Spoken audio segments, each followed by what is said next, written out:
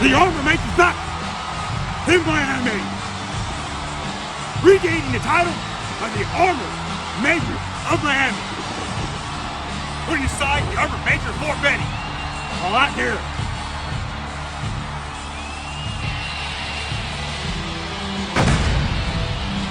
Can you smell what the Armor Major's cooking? Welcome everybody. Welcome to the Miami Battalion channel. With me today I have the pleasure of speaking with the Armor Major, Michael Liscano Jr. How you doing? I'm doing very well. Thank you for sitting down with me, and we're doing this interview. I'm excited.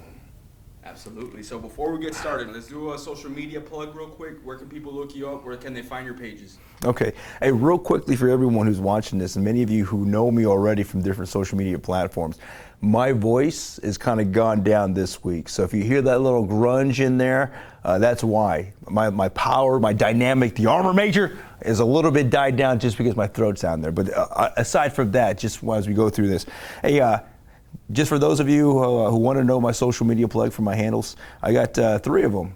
Instagram and Threads, which Threads is brand new, but this falls under the same thing. And the handle name is Michael.Liscano Jr. And the JR is all together with my last name, Michael.Liscano Jr. And for my Twitter is JR_Liscano. JR_Liscano on my Twitter handle. So let's talk pre-Army Michael Liscano.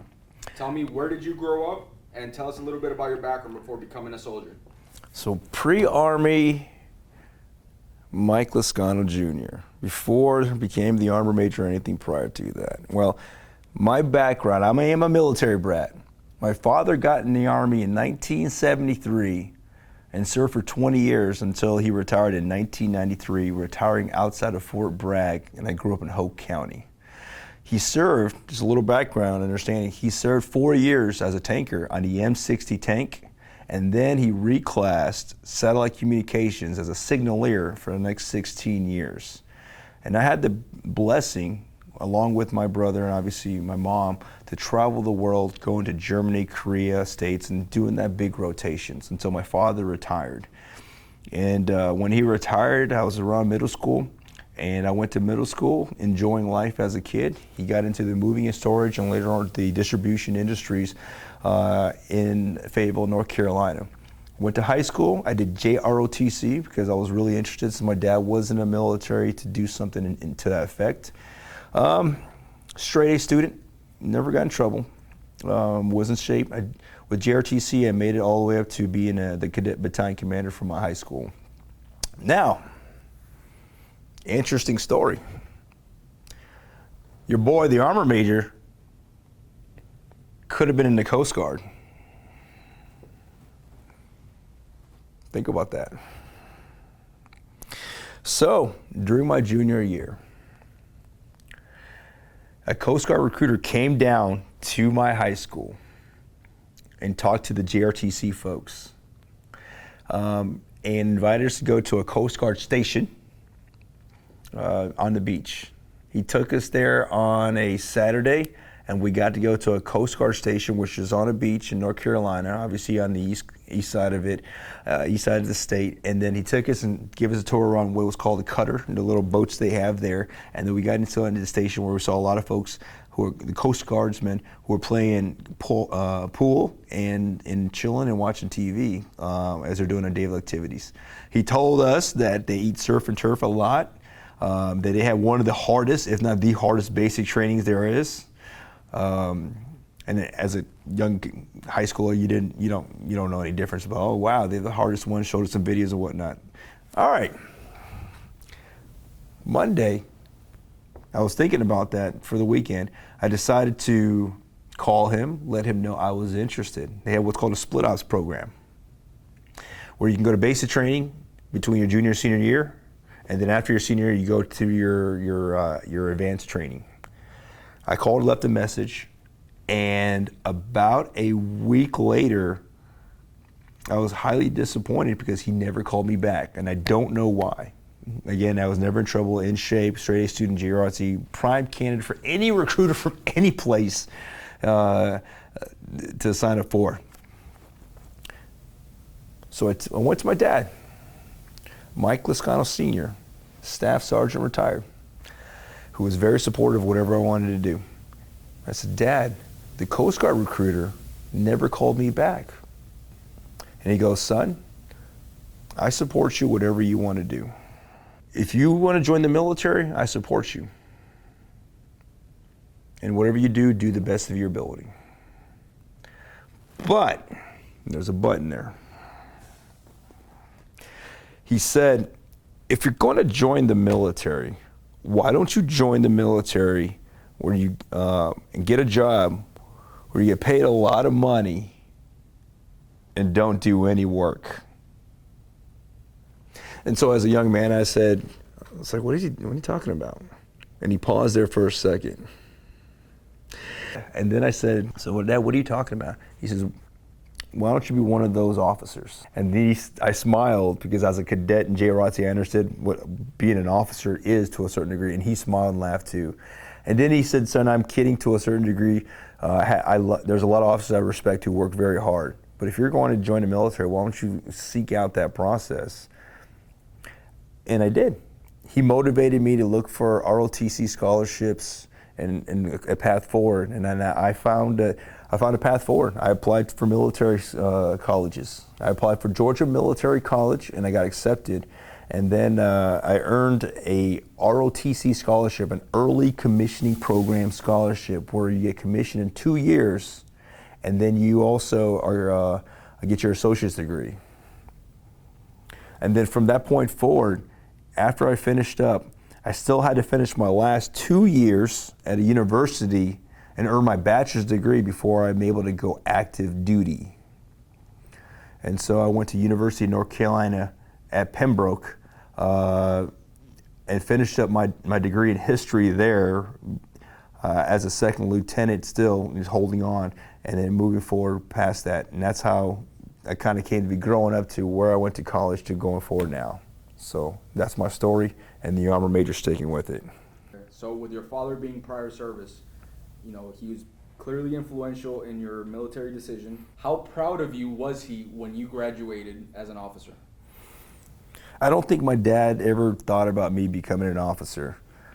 Not to say that he didn't believe I would be able to do it. It's just it was in our family.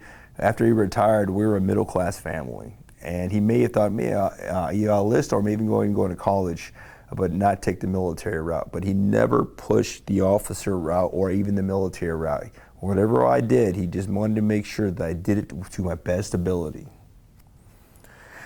And I truly appreciate that, and I love him for that, and I carry it forward to my kids. Not pushing anything, supporting them, guiding them, whatever to do.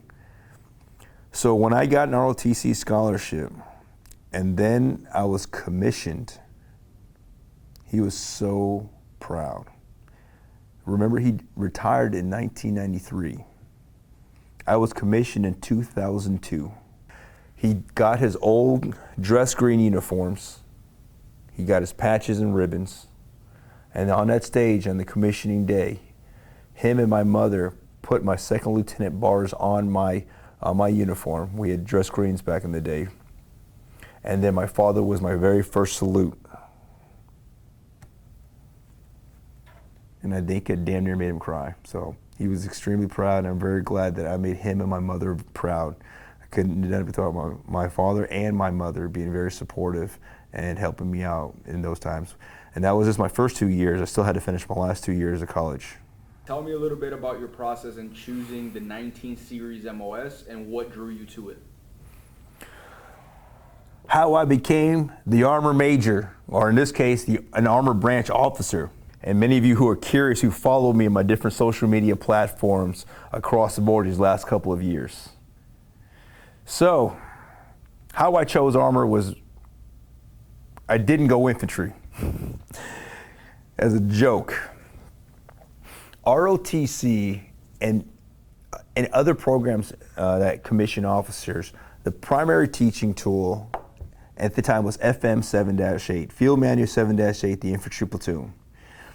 Infantry tactics were the baseline that we were all taught because it taught how to be an individual, tactically proficient individual, as a team, as a platoon, offensive, defense, planning purposes wise. It is the foundation of every officer. Is rooted within infantry tactics in itself. So I wanted to be infantry when I was going through the ROTC process, even when I first started at Georgia Military College.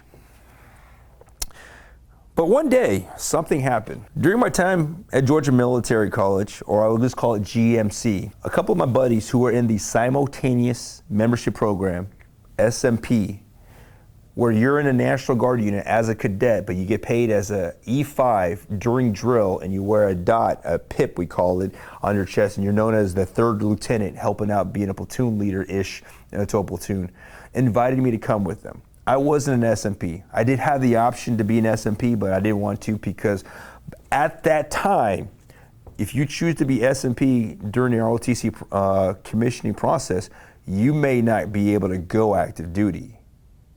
And I wanted to go active duty. So I was losing out on money and experience, but I wasn't going to risk it at the time. This is between, this is around 2000. This is before 9/11. This is for 2003, the invasion and whatnot. So I went with him, and his SMP was in a CAV unit, a CAV troop, which had 2 tank platoons and 2 scout platoons of Bradley fighting vehicles. And as he took me there, I looked around at their motor pool and the formation of training, and I was like, whoa, why aren't we learning about this? Why don't I know any about this? I know I've seen these tanks and these armored type vehicles on TV and some movies and stuff like that, but I had no idea this part of the Army. All I wanted to do is just be an airborne ranger, infantry type and whatnot, because that's what everybody tells me that you got to be. And when and that's the only thing in the Army besides maybe doing other stuff that is not going to be, in my mind, as fun and dynamic.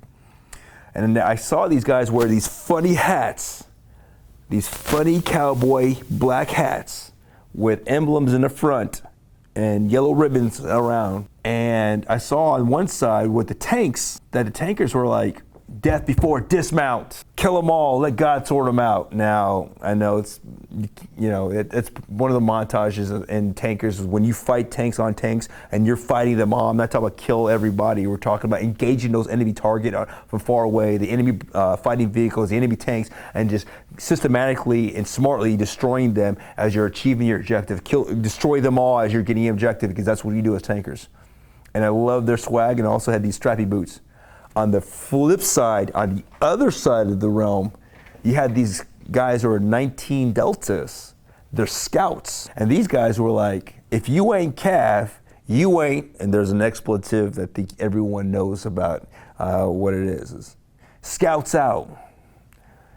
And I saw that swag on both sides of the aisle between the 19 Delta and 19 Kilo. And I saw the Bradley fighting vehicles and got to crawl up in them. And I got to crawl up in the tanks. And they had a simulator there inside the armory, believe it or not. And it was really cool. And I said, that's what I want to do.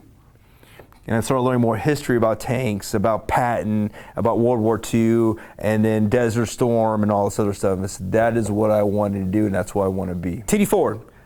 Second Lieutenant Michael Liscano. Went to University of North Carolina at Pembroke to finish up my last 2 years so I can go on active duty. I have to have a bachelor's degree, BSS, go active duty. I went since I was a lieutenant without a unit, because I could say 3 classifications at the time. IR, Individual Ready Reserve, doing nothing, really just sitting there, and reporting to the to ROTC Department for Administrative Purposes until the sessions. Number 2, join the reserve, or number 3, join the National Guard. And I wasn't interested in sitting on my butt doing nothing. When I could work 1 week in a month, get some skills and experiences and whatnot. The reserve component at the time, I was interested in combat arms, and the reserve component doesn't have the combat arms element on there. Great organization-wise and whatnot, but wasn't my interest.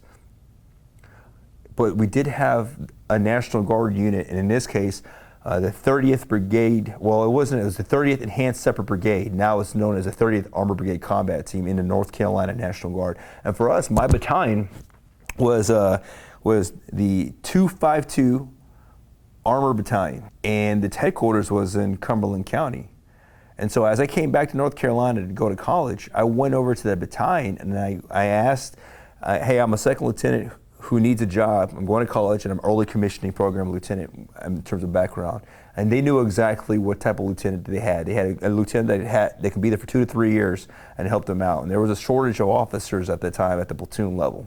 So they signed me up and I became a platoon leader at Alpha Company 252 Armor for those 2 years.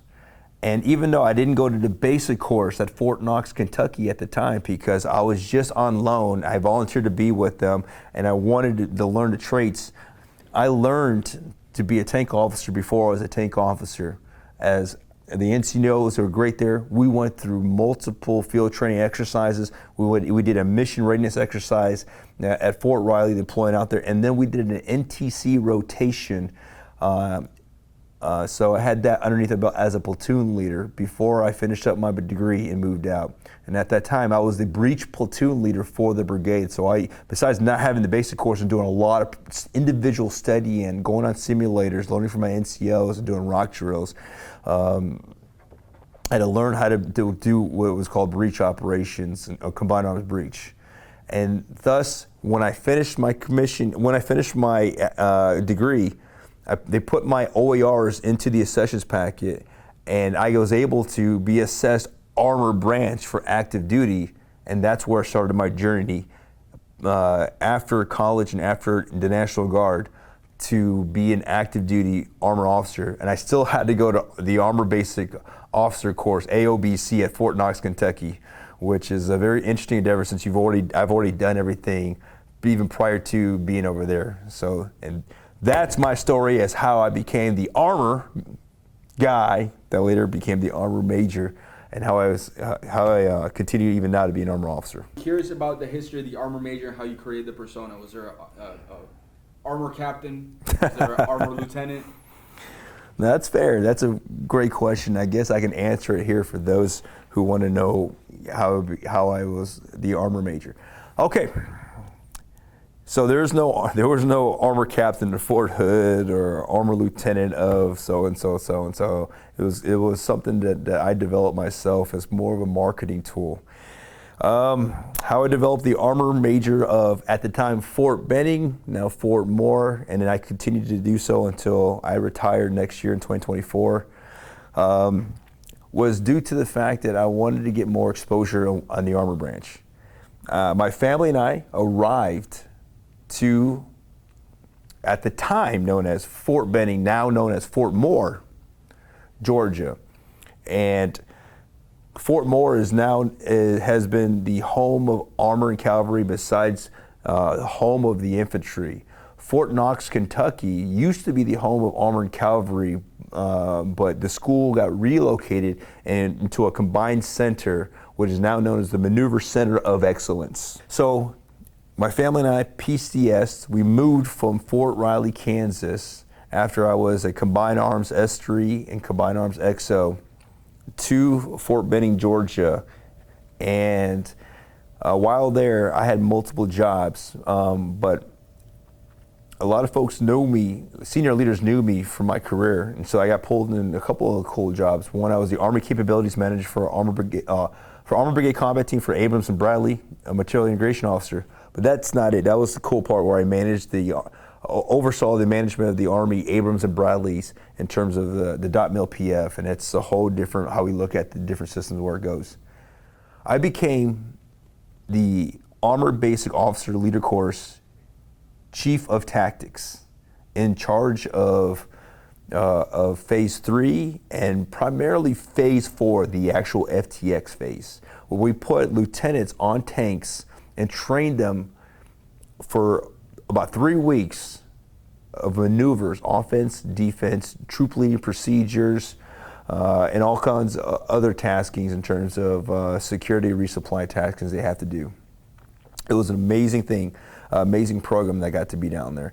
And as I was down there, we were training the lieutenants with my outstanding non-commissioned officer corps and 2nd Squadron 16 Cav in our FTX team. One thing I did notice is the fact that we were doing all this amazing training. Why don't I highlight it and show cool videos, professional videos, and photos, and also kind of highlight some of the training on the different social media platforms. I never had Instagram. I never had Twitter before that. I had Facebook, but my Facebook page is personal. Those are friends and family, but it's not open to the public or whatnot. It's just something close. Like many of you have Facebook, it's very personal and not open. But my Instagram and Twitter were based upon getting the word out and showing how awesome Armor Branch is, and then having more people interested who had never heard about Armor Branch, just like myself. All I knew was infantry until I was accidentally, or it was coincidentally exposed to Armor at a National Guard unit many years prior to that. The second reason why is a lot of these students wanted pictures so they can send them to their family members or show their moms and dads who are very fearful, concerned about their sons and daughters going into a branch that has heavy equipment or combat arms. So I would tell the students, follow me, I'll post pictures with the blessing of my chain of command. And so your families can see what you're doing on a daily basis, and so they can feel comfortable between your parents, your spouses, fiance, girlfriends, and other family members, so they can be proud of you and understand the holistic aspect of what training you're doing. And that's where it started, where I started making videos, interviews, taking pictures, and then typing in what day we're doing, what training we're doing. And then I'd have me in there too, and I have a dynamic personality, and that's where during that time, I said, why don't I do a little more exciting? I will retire out of here. And yes, my chain of command from the Armor Commandant, the Commanding General of the Maneuver Center, and my chain, they understood what I was doing. And as long as I kept it professional, clean, very informative, and within its limits, I was okay to do it into a limited fashion. And so I decided, hey, as we're getting better exposure now in Armor Branch, how do you get out there so you can be a voice of trust? When I say Mickey Mouse, which symbol do you think of? Well, I should say Disney. If I say Disney, you think of Mickey Mouse and whatnot. And they're kind of trusted symbols because they keep saying the same messages and they're always positive. So I said, okay, well, we're a small branch. We're one of the most expensive branches outside of aviation in the United States Army. And we also, it takes a long time to develop us and how dynamic we are. It's a little plug. But I said, why don't I just call myself the Armor Major of Fort Benning? So now if you see something and if I show it to you, it's straight legit, and you know if it's coming from me, it is a message I'm trying to tell you of how outstanding the training is going on, how dedicated the instructors are going, the equipment that we're doing in terms of like the responsibility your sons and daughters of our nation have and going to be responsible for with other sons and daughters of our nations. So I said, I'm going to be the Armor Major. The Armor Major of Fort Benning. Now, the Armor Major of Fort Moore. And so I started doing that in terms of making a video with what we're doing with the student cadre, highlighting the outstanding training and education and dedication that we're doing. These young Americans who are 21 to 23 years old, who's going to be responsible for a platoon formation of between 15 to 31 soldiers or scouts. And then I would say, the Armor Major here, you see what's going on here? This young second lieutenant just got commissioned, going through our training. It's going to be responsible for 4 tanks. Each tank's worth up to $12 million, 15 highly trained soldiers, knowing that they have the responsibility to the American people, that they have the greatest equipment on them, they have the best training available to them, and they're responsible for our nation's security, the defense of our nation, and leading those men and women, those sons and daughters of our nation. And I would do all types of videos. And not only that though, but as I progressed forward, I realized, hey, I'm doing more than that. On a personal note, I also want to show you the Armory officer. I realized, as I'm progressing forward, and again, I'm going to retire at a certain point at Fort Benning for family purposes wise, to give stability for my kids and my wife and give back to them after, now it's with 22 years of service. One thing I realized is, let me show that we're not all robots. So if you know who I am as the Armor Major, let me show you my wife's cooking. And those of you who know what I'm talking about have seen the videos, my wife's cooking. Let me show you about Columbus, Georgia, and how awesome the place is and how many opportunities. It's not a terrible place. You go down there, there's so many great places, downtown Columbus and Broadway Street, the fall restaurants, because that's my favorite of mine, and the people down there. Let me talk about, my moralities. I don't talk about it, but what I think in terms of being a man, a soldier, a leader, a husband, and a father with my values and my faith type realm. But and just letting you know who I am and who we are as military people are, and you see my family activities, family, fun, faith, food, Army and armor and cav life, and then also some information stuff if I see some stuff. So I grew that and started developing that using different type of apps to become the Armor Major, and it worked. I've captivated audience. I don't know how many people I received DMs on Instagram that said they either joined 19 Kilo or became an officer. There was a lieutenant. She went to college. She followed me for a year. She's not a lieutenant. She was a cadet. She followed me, and as I was growing in my Instagram, you would notice certain people who would like videos or repost them or whatnot. One day in Block 3, 4 blocks of training, my guys are in charge of Block 3, education, Block 4, the actual execution of tanks.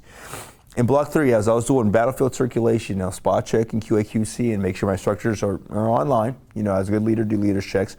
I see a second lieutenant with a name that I recognize. I saw it. I said, "Hey, LT, are you the one that's been following me, liking me?" She looked at me and he said, "Sir, because of you, I branched armor." That hit me because it's like, my social media is actually doing what I want to do.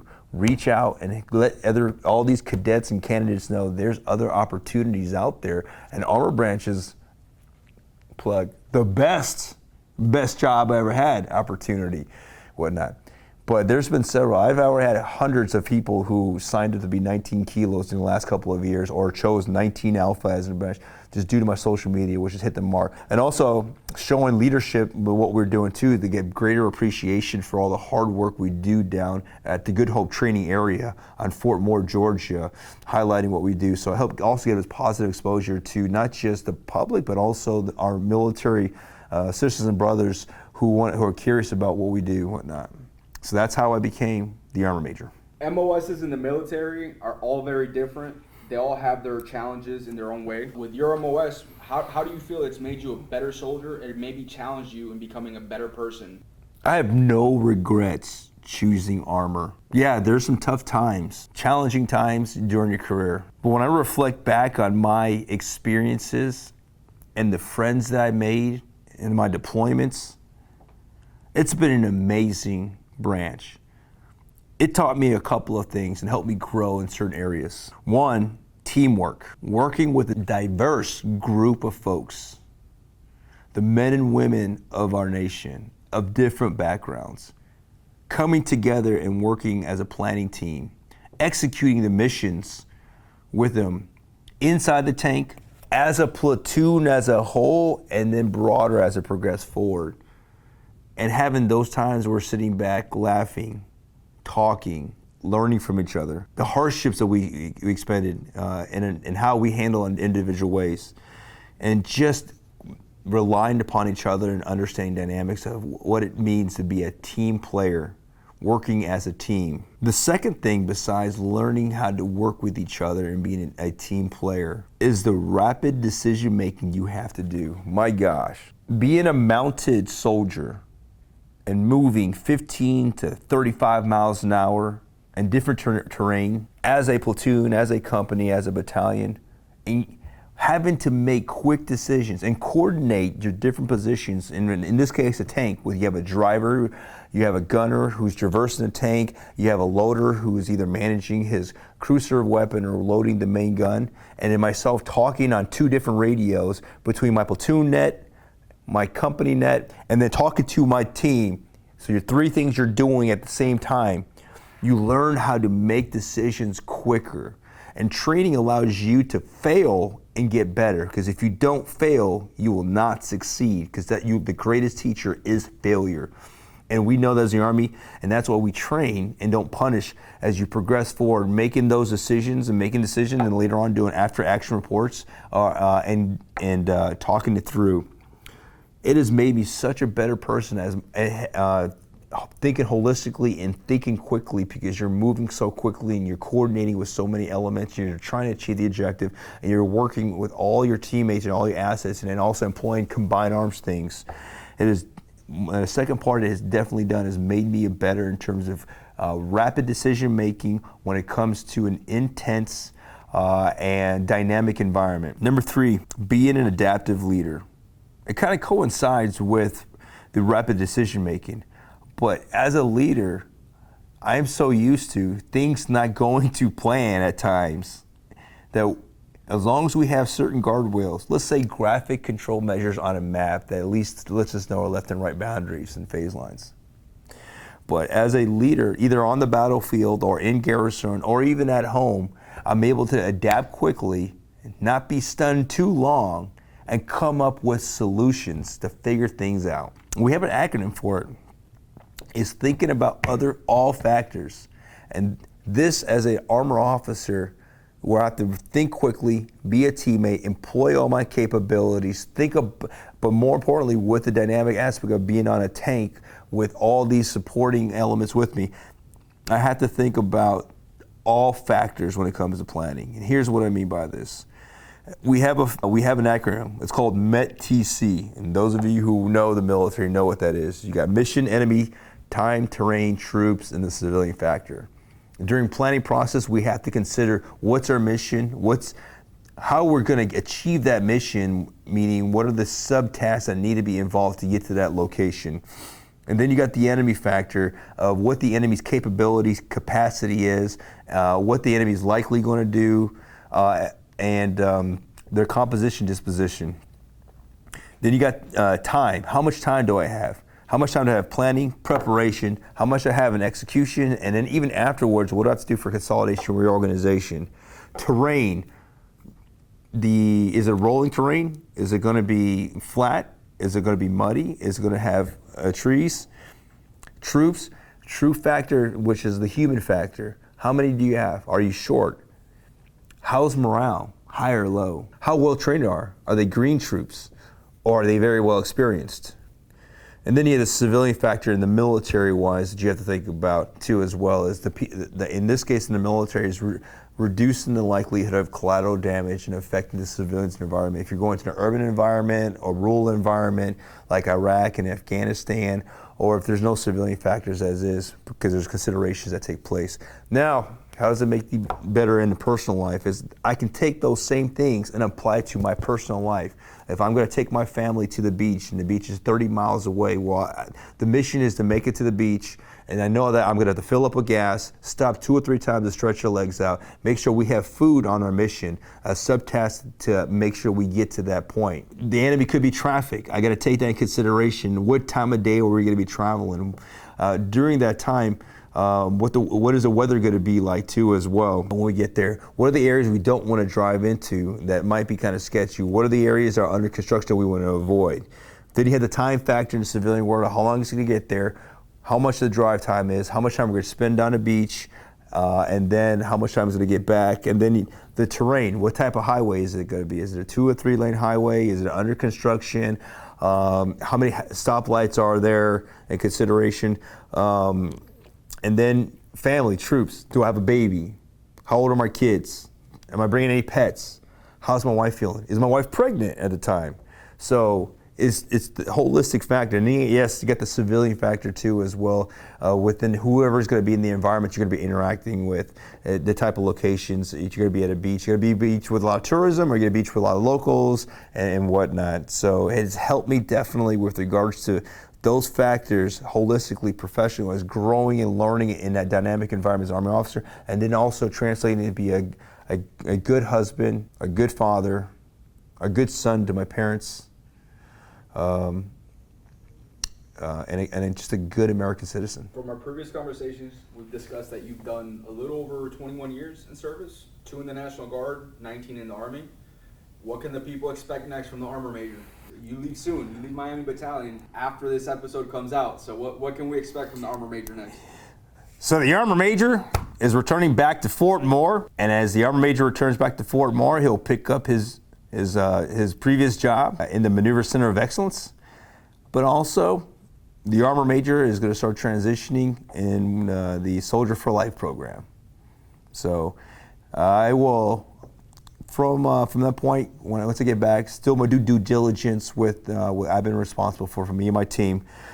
But what's next for the Armor Major is focusing on family. My family, I have one son who is going to the University of Georgia, UGA, go Dogs, very proud. This is his, he's in his fall semester. And we're able to use the GI Bill, and he also has an ROTC scholarship that kicks in his sophomore year. And he also has what's called a Zell Miller scholarship. So I'm proud of him. He worked very hard to get all those, besides my post-9/11 GI Bill that I transferred to him a long time ago. And so, and for my youngest son who will go to high school, and it'll be in the sophomore year, and then my wife, who's well-grounded in what she's doing with her CrossFit level 1, 2, and she's working on her level 3 certification, and as well as Olympic lift and nutrition coaching, and where she's certified as well. And for me, I plan right now to stay local in Columbus and hopefully get a position somewhere in Fort Benning, Georgia, Fort Moore, Georgia, and support my family and continue to support the Army in any way possible with my background as with all my experience, training education, and also I am a SAMS graduate, School of Advanced Military Studies graduate too. So I was a strategic planner at the the United States Forces Afghanistan, and then also in other places too as well. So I've done planned stuff at that level with the training, staying localized within Fort Moore, Georgia. And oh, by the way, Fort Moore, I love the name. With the congressional mandate that took place where many posts had to become redesignated, not being political and whatnot. It just, if anything else, what a wonderful name to choose and bless upon the post with the blessing of the Moore family. General Hal Moore and his wife Julia are honored because as an infantry officer, he obviously came out of what was back then known as Fort Benning, Georgia. He has strong ties as he was doing parachute experimentation jumps and whatnot. And then we know later on from the movie and book, We Were Soldiers. It was a great book too, goes in detail if you haven't read it. He was 1st Battalion 7th Cav commander that came with this brigade came out of Fort Moore, or Fort Benning, Georgia. And the fact that they named an officer who was infantry and cavalry, as he was a Cav commander at the time, and it's the home of Armor and Infantry at now Fort Moore, was really awesome. But the most important note too is the post is not just named after General Moore. It was also named after his wife, Julia, showing the complete, total, holistic team that the Army family is. And I should know that my wife has been supportive of my entire career and also supportive of our organizations and the FRGs and other stuff that she's been doing. Julia Moore has worked so hard for the families, especially when they had some challenges for casualty notifications.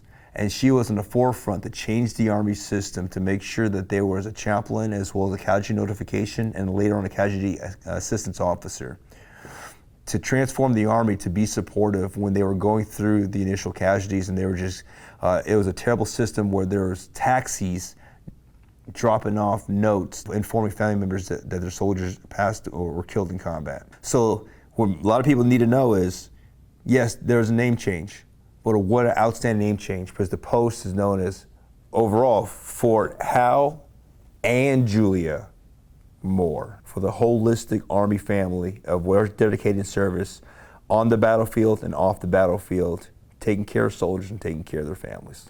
That's just tangible. I just want everybody to understand that. I'm very proud to be at that post. I've got a couple of rapid fire questions for you before we wrap this interview up. Let's roll, baby. Appreciate this time. So, all right, here we go. What year did the Army first start using tanks? 1940. What year started using tanks? 1917 in World War I, but started their actual official formation 1940. Go. First tank you operated. M1A1 Abrams tank. How many positions in a tank? 4. What are they? Driver, loader, tank commander, and gunner. Which one are you? I was a tank commander. Where is Armor School located? It is now at Fort Moore. The transition took in 2010, and it completed in 2013. Fort Moore, Georgia. What year was it founded? 1940, officially. What caliber does the M1 Abrams tank shoot? 120 millimeter. Who is the M1 Abrams named after? General Crichton Abrams, legendary tanker. Give me a movie, book, or any piece of art that you think personifies tanks and that people should check out. Movie, Fury, and you'll understand why as tankers say, best job I ever had. Why the Army? To defend our nation and because I love our country. My last little tradition that I have, I let the guests pick the song of the week. So what song goes with this episode in your opinion? Those of you who follow me on my different platforms will know that I use this a lot in my videos. Seven Nation Army.